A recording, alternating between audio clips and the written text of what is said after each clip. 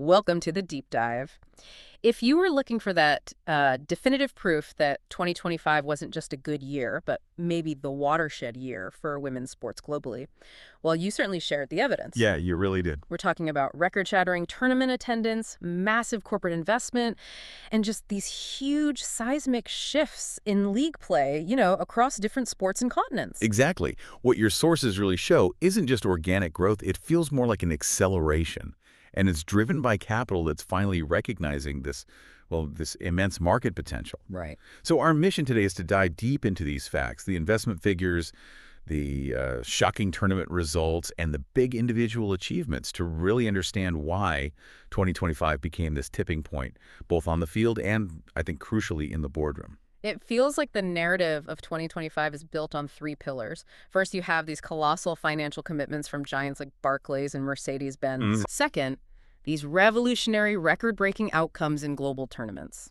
Handball, floorball, places you might not expect. And third, just unstoppable momentum in the pro leagues like the PWHL and the Women's Super League. So let's unpack that. I think we have to start with the engine that fuels all of it, right? Money. The money. The scale of the financial commitment in 2025, it just gives us the clearest picture of the shift. The global revenue for women's sports surpassed an incredible $1.88 billion. Billion. And that's a huge jump up from just over £1 billion in 2024. But here's the stat, and this is the one that I think makes every investor just sit up straight. Yeah. The revenue base grew 4.5 times faster than men's sport between 2022 and 2024. That's the number. That is the number that proves this isn't some developmental category anymore. It's a high-growth sector. Okay. The data shows commercial revenue alone. So sponsorships, media rights, that's now 54% of the total income in 2025. It shows institutional capital is driving the change. It is. And we see that play out specifically in domestic football. The Women's Super League, the WSL, was already, on a tear. Their aggregate club revenue jumped 34% in the previous season. Yeah. But the real definitive moment for their future, I think, arrived in 2025 when Barclays signed that new sponsorship deal. And that deal, it's a landmark agreement. It runs through 2028. It's worth £45 million. And our sources call it the largest in domestic women's football history. But the key here is they doubled their investment. Exactly. They doubled it. They're not just renewing a commitment, they're aggressively betting on the league's success, which, includes plans for expanding the WSL to 14 teams by the 2026-27 season. Doubling your money like that, Whoa. It just screams confidence that the returns are there. So that's external capital providing the jet fuel. But we also saw huge internal commitments from the federations themselves. Look at rugby. Right, the RFU. The Rugby Football Union, they launched their Every Rose, Our Time action plan in October 2025. And that plan, it sets a massive revenue target. They're trying to generate over 60 million thousands in women's rugby by 2030. And at the same time, get player participation up to 100,000. It's a whole ecosystem approach. It is. It's holistic. Yeah. And it builds on the fact that the RFU had already tripled its annual funding since 2021. So they're moving women's rugby from being, a cost center to a critical revenue stream. And then there's the WTA in tennis, securing that partnership with Mercedes-Benz. And that one felt squarely focused on equity, not just brand placement. This is where we have to get into the nuance, I think. Mercedes partnered with the WTA specifically to help them achieve equal prize money, which is complicated in tennis because of the different event structures. Sure. So they set a goal, equal prize money at combined events, so tournaments with men and women, like Wimbledon by 2027. And then the goal for the non-combined women-only events is 2033. So it's a phased approach. It's a phased approach that reflects the huge financial shift that's still needed. Yeah. But it establishes a clear timeline, and it's backed by corporate funding. And this is where that commercial strategy really meets the cultural impact, right? The Right. role models. We saw Barbie partnering with the England Rugby Red Roses. Fascinating, isn't it? They launched 4 dolls of women's rugby players. Yeah. Stars like Ellie Kildoon, Ilona Maher, Portia Woodman-Wycliffe, and they did it on International Day of the Girl. Right. And this move, it directly targets that statistic in your sources that a third of girls quit sport by age 14, mostly because of a lack of visible role models and body confidence issues. So a brand is aligning with empowerment. Exactly. They recognize that market value isn't just about selling a product, it's about selling an idea of capability. It's proof that this investment isn't just about getting eyeballs, it's funding these narratives that really resonate. And that investment, it fuels visibility, and then visibility drives crowds. So let's look at how that translated into attendance and just pure competitive drama in 2025. Okay, let's start with the 2025 World Women's Handball Championship, co-hosted by Germany and the Netherlands. Now, Norway won their fifth title, Which is impressive, of course. beating co-hosts Germany 23-20. But the big story here isn't really Norway winning, it's the sheer scale of engagement. Absolutely.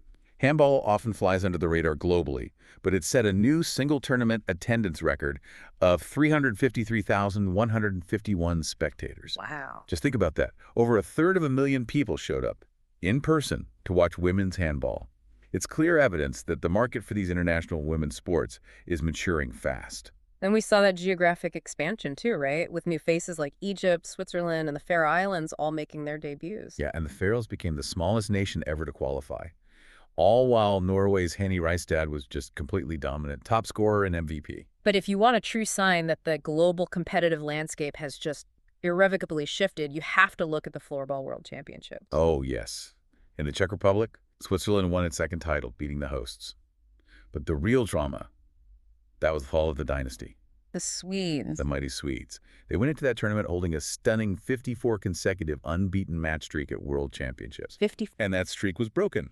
They finished the tournament without a medal, losing the bronze match to Finland. They hadn't finished off the podium since 2005. I mean, 54 straight matches. That's such a psychological burden. And when that streak finally breaks, it just fundamentally resets the entire sport. It tells every other country, hey, you can win this. It's exactly what makes international sports compelling. And the crowds responded. The floorball competition set its own record attendance, 67,736 total spectators, and the individual awards reflected this new balance. Right. The MVP went to a Czech player. Arka Stukova, first Czech player ever to win it. The All-Star team had 3 Czechs and 0 Swedes for the first time. The shift is real. And moving over to the college level, we have to talk about the NCAA Volleyball Championship, where Texas A&M took home their first national title. They swept the heavy favorite, #1 Kentucky, in the final. But the defining moment, the story that sticks with you, it happened earlier, in the regional semis. Against Louisville. Yeah. Texas A&M was literally 2 points from being eliminated, tied 23-23, and then Kendall Stowers delivers 2 clutch back-to-back kills to save the match. Just an incredible moment that propelled them forward. And that collegiate energy, it flows directly into the pro leagues, particularly the Professional Women's Hockey League, the PWHL, which just continued its incredible momentum. The fan engagement figures are astounding. The league set a single-day attendance record of 36,868 people across 3 games. In Ottawa, Montreal, and Edmonton. Right, and then they immediately followed it with a weekend record of over 45,000. The crowds are just showing up consistently. And you get those spectacular individual moments that make the league appointment viewing, like Casey O'Brien of the New York Sirens. Their first 3 career goals, right? A hat trick and a takeover tour game in Dallas. I mean, that's a huge moment for a young player, getting a hat trick on the road in a brand new market. And mirroring what we saw in the financial sector, the PWHL is investing in its own role models with its new mentorship program. They're working with Strong Girls United, targeting youth athletes, reinforcing that whole cycle of aspiration. It all connects. Yeah. Now let's turn back to global football, because 2025 saw a massive shift in talent migration. The Germany international Leah Schuler. A 4-time Bundesliga winner with Bayern Munich. A powerhouse. She transferred to Manchester United in the English Premier League at the start of the Rückrunde. And the Rückrunde is just the second half of the German season. The significance here is that the WSL, buoyed by all that Barclays investment, is now a magnet. It can pull proven world-class talent away from one of Europe's historic strongholds. The spending is translating directly to on-field quality. Absolutely. And while Europe is importing talent, the NWSL pipeline is just thriving. It's sourcing talent right out of the U.S. college system. The Portland Thorns signed Stanford's captain, Shea Harvey, fresh off an ACC championship title. It shows the premium they place on that high-level collegiate experience right before they go pro. But we also have to look at growth at the foundational level. The Maldives launched the FAM Women's League for its inaugural season. Which is a huge cultural step. It's their first sustained league effort after so many failed attempts since 2012. And it's important to note that FIFA funds were used for essential financial support. They gave about MVR 100,000 per team, which is vital to just get these leagues off the ground. But here's the stark contradiction of 2025, right? Despite all the global money and the huge cultural meaning of this new league, There was an infrastructure failure. a critical one. They had to shift the venue from the National Football Stadium at the last minute because the pitch was just wrecked by heavy rainfall. And that's a physical reality that money, in that moment, couldn't fix. It's such a perfect counterpoint to all the massive corporate deals. Before we wrap up, we have to mention the official accolades, particularly the UK New Year Honours List. It was a sweep of recognition. England's coach Serena Wiegman received an honorary damehood for guiding the Lionesses to back-to-back European titles. Captain Leah Williamson was named an OBE alongside Red Roses champions Zoe Obcroft and Marley Packer. 4 other Lionesses were named MBEs. It's the institutions catching up to the performance levels. And finally, a great story of personal resilience. The athlete Keely Hodgkinson winning bronze at the World Athletics Championships in Tokyo. And this came despite her battling hamstring issues all year. Yet she still called 2025 her favorite year yet. That resilience, I think, really defines the year. We even saw it in NCAA women's basketball, that clash between #20 Nebraska and #17 USC. Nebraska had this incredible 12-0 start. Right, a school record for consecutive 80-plus point games. But USC's story was about adaptive success. They stayed in the top 25 even with the National Player of the Year, Juju Watkins, out for the season. And they did it relying on a freshman, Jazzy Davidson, to step up and fill that huge void. Incredible performance. So after all that, what does this all mean for you, the well-informed learner? I think 2025 was that critical turning point where the investment finally met the achievement.